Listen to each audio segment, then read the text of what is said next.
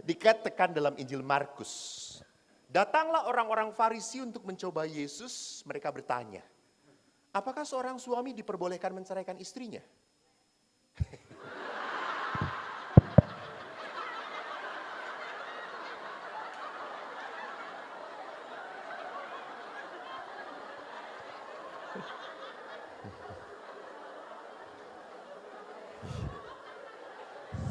Sesama setan jangan mengganggu.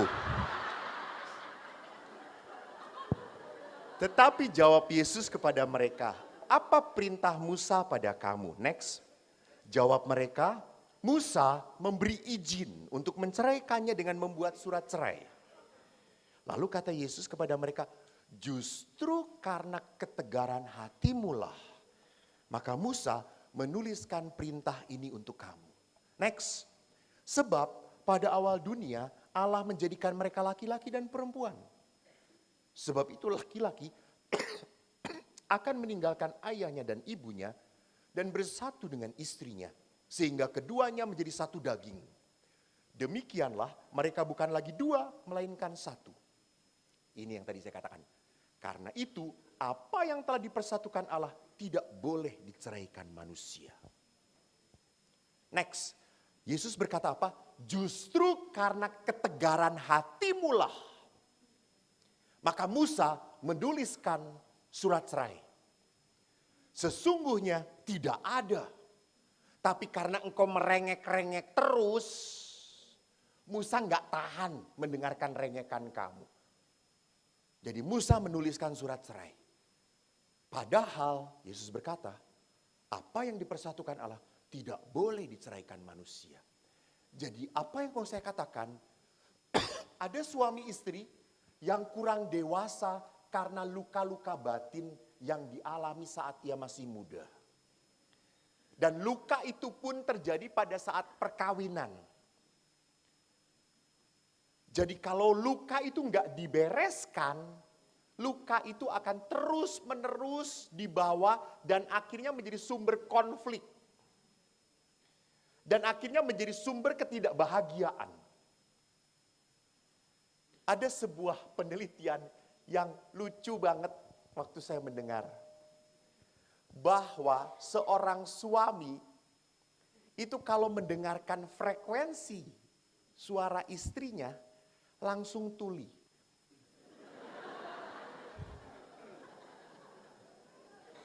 Betul ya Pak ya? Betul. Gitu. Maka semakin tua kalau diajak ngomong istrinya langsung, hah? Apaan? Nggak denger. Jadi pernah ada seorang bapak itu tuli, lalu sama istrinya, Romo tolong doakanlah. Supaya suami saya ini jadi bisa mendengar lagi. Lalu suaminya deketin saya dan berkata, jangan didoain, jangan. Lebih baik saya tuli Romo gitu ya. Menderita ngedengerin dia terus. Jadi kenapa bisa terjadi seperti itu? Karena terluka. Saya sedih sekali pada saat mendengar kemarin sharing seorang imam. Calon ini mau menikah. Sudah penyelidikan kanonik. Sudah beres MRT. Tinggal nunggu hari perkawinannya. Tiba-tiba diskusi keluarga. Ada yang membuat tersinggung. Lalu karena tersinggung seluruh keluarga laki-laki pergi. Dan akhirnya perkawinan itu batal. Karena apa? Terluka. Dan tidak jarang juga para ibu kalau sudah suaminya pergi, senang, bahagia. Terbebas. Di saat ngedengerin suara mobilnya atau motornya datang, langsung, aduh, si borokokok datang lagi. Itu lihat. Karena apa? Karena luka. Maka beberapa itu berkata, Romo kenapa ya? Saya tuh kalau berpegangan dengan suami saya nggak ada setrumnya sama sekali. Tapi kok kalau salaman dengan Romo Bono kok adanya trum ya saya itu ya Romo.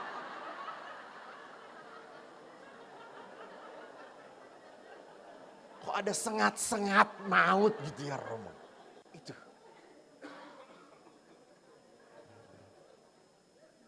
Jadi bisa terjadi karena luka gitu. Saya kemarin hampir enggak, sebelum 1 bulan di Palembang ada Indonesian Youth Day.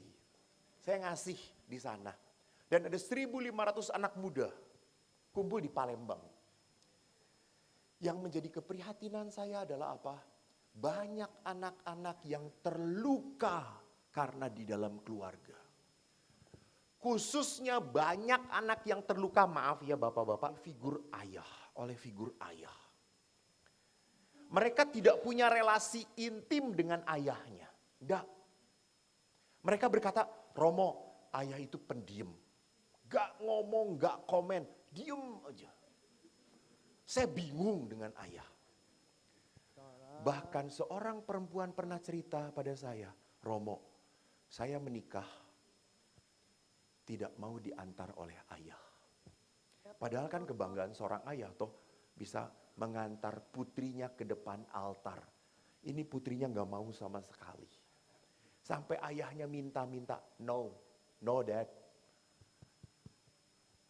I'm really hurt with you. Saya gak bisa. Saya merasa kau selama ini bukan ayahku. Saya gak punya papa.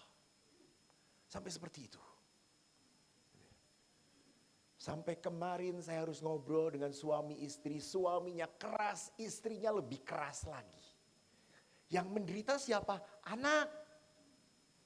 Sampai saya tanya anaknya cuma 1 padahal perempuan. Sampai saya tanya anaknya, nak, kamu masih berdoa? Masih Romo sampai sekarang. Apa yang kamu doakan? Saya hanya berdoa 1 supaya mama papa berdamai. Edun kata saya. Ini anaknya yang lebih baik daripada orang tuanya. Keras dua-duanya. Tersinggung. Saya kepala keluarga. Kemarin saya ingin memberikan kesaksian juga tentang selingkuh itu indah. Ada Pak Sutri yang memberikan kesaksian. Edan. Pak Sutrinya itu perempuannya sangat protektif. Sangat posesif juga kepada suaminya. Jadi suaminya itu kalau terlambat pulang langsung suruh duduk. Duduk Pak.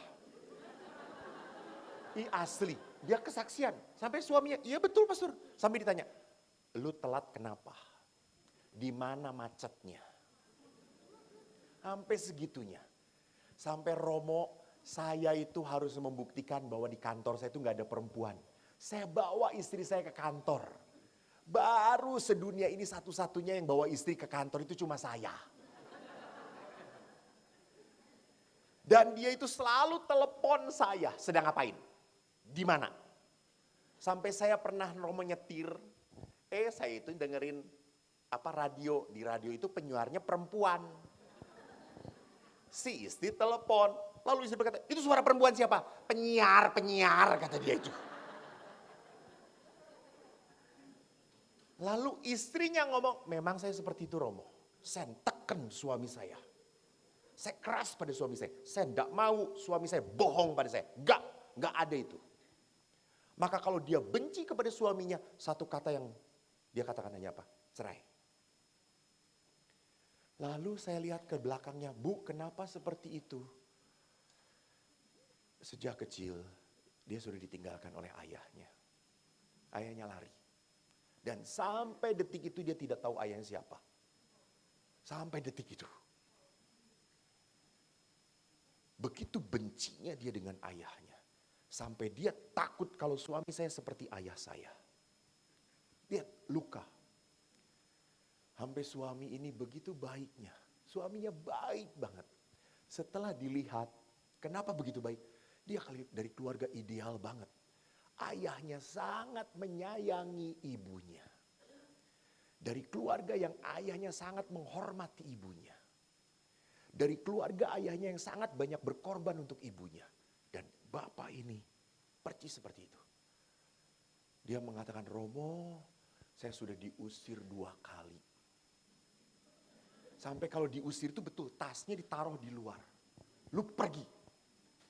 Sampai saya kan sebagai laki-laki, saya nggak terima. Saya mau tunjukkan, saya juga punya power. Saya tidak mau yang ketiga kalinya. Sampai saya ngomong, Mah, lu ngusir sekali lagi, lu akan tahu siapa gue. Dan istrinya digituin, apa yang terjadi? Istrinya, ya pergi sekarang. Lalu suaminya ngomong apa? Oh, kalau begitu kamu sekarang sudah 3 kali ngusir saya. Lalu si bapak itu sempat sampai suatu titik, Romo saya tidak tahan lagi. Di saat dia usir saya bawa baju saya ke bagasi mobil. Tapi pada saat saya naruh di bagasi, saya nangis Romo, saya nangis. Kenapa? Saya ingat anak saya. Saya ingat anak saya. Demi anak saya kembali lagi ke rumah. Dan istri saya menang.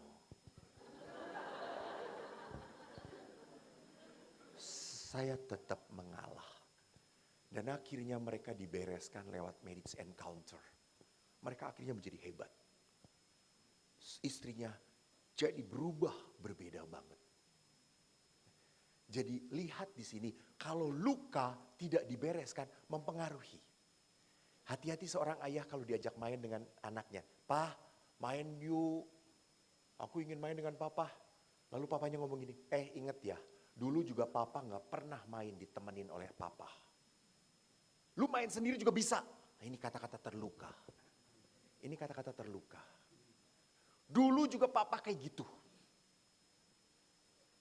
Maka saya ingat banget kalau ayah saya tuh ngomong, dulu bapak bisa. Dulu bapak nilainya bagus. Setelah saya jadi Romo, saya datengin lagi bapak saya. Pak, emang dulu matematikanya bagus terus? Romo, kata saya itu. Ya enggak sih, bohong pada anaknya kata saya itu. Karena apa? Terluka. Rupanya ayah saya pun terluka, produk terluka. Gitu. Jadi dia karena terluka diberi sikap oleh kakek saya seperti itu. Maka tanpa sadar memperlakukan anaknya pun seperti itu. Nah di sini Bapak Paus mengatakan luka.